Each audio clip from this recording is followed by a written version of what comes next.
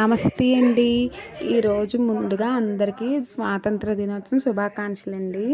ఈరోజు అయితే మా పిల్లలు స్కూల్కి, పెద్ద అబ్బాయి ఏమో కాలేజీకి వెళ్ళలేదన్నమాట. వాళ్ళకి బస్సు అనేది రాదని చెప్పారు. అందుకని చెప్పి ఇంకా వెళ్ళలేదు.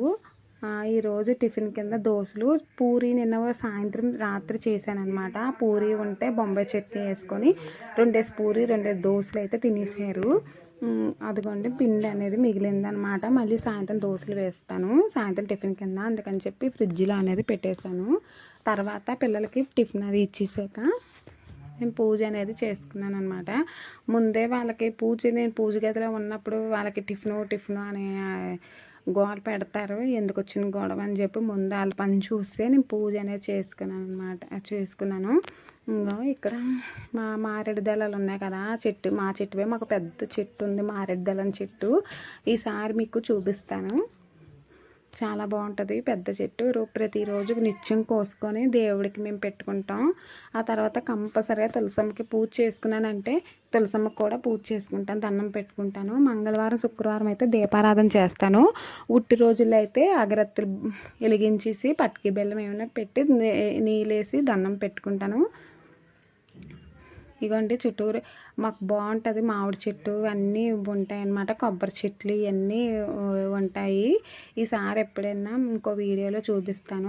కరివేపాకు చెట్టు, కరివేపాకు కూడా మాకు అసలు కొదవ ఉండదు, బాగుంటుంది. ఇవాళ నేను టిఫిన్ చేసేసరికి 10:30 అయ్యింది. పిల్లలు ఇంటి దగ్గర ఉంటే అస్సలు ఆ పని అనేది అవ్వదండి. టిఫిన్ తినకూడదు అనుకున్నాను, కానీ పని ఎక్కువ ఉంది. పని చేయాలంటే మరి తప్పక తినాలి కదా అని చెప్పి తింటున్నాను.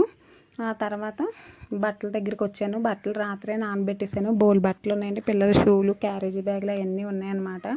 అన్నీ ఉంటే నానబెట్టేసాను. మామూలు చేత్తో అయితే ఉతికాను. తర్వాత మబ్బుగా ఉందని చెప్పి డ్రైలో అయితే వేసాను అనమాట. బేగా ఆరిపోతాయి, ఎండ కూడా లేదు, గాలి ఒకటే వేస్తుంది. మేడమేన ఆరబెడదామంటే తాళ్ళు తెగిపోయి పైన, అందుకని చెప్పి ఇంకా ఉన్న ప్లేస్లోనే చుట్టూ అటు ఇటు మాకు కొంచెం ప్లేస్ ఉంటుంది, ఆరబెట్టేసాను అనమాట. క్యారేజ్ బ్యాగులు, షూలు ఇవన్నీ చాలా ఉన్నాయి. అవన్నీ డ్రైలో వేసి ఆరబెట్టేసాను. అలా అయితే బేగా ఆరిపోతాయి అని చెప్పి. ఏమండి అసలు ఎండ లేదు, గాలి అయితే మాత్రం చాలా విపరీతంగా వేసేస్తుంది.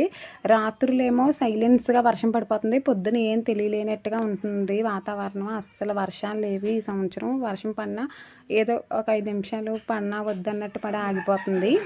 తర్వాత అన్నంకి రైస్ ముందే నేను గంట ముందే నానబెట్టి ఉంచాను అనమాట. అలా అయితే బాగుంటుంది. ఈరోజు కూరకి ఏం చేయలేదు, కొబ్బరి పచ్చడి చేశాను, సింపుల్గా అయిపోద్దని. సాయంత్రం కూడా టిఫిన్ అనమాట, పనికొస్తుందని చెప్పి మా వారు అలాగే ఏ షిఫ్ట్ పొద్దున్నే వెళ్ళిపోయారు 6 గంటలకి. ఆయన అక్కడ తినేస్తానులే అని చెప్పారు. ఇంక నేను పిల్లలే కదా అని చెప్పి కొబ్బరి పచ్చడి అయితే చేశానమాట. చాలా బేగా సింపుల్గా అయిపోద్ది కదా, ఇంకా ఏ పని ఉండదు అని చెప్పి మా పెద్ద అబ్బాయిని కొబ్బరి ముక్కలు కొయ్యి బాబు కొంచెం అంటే కోసాడు.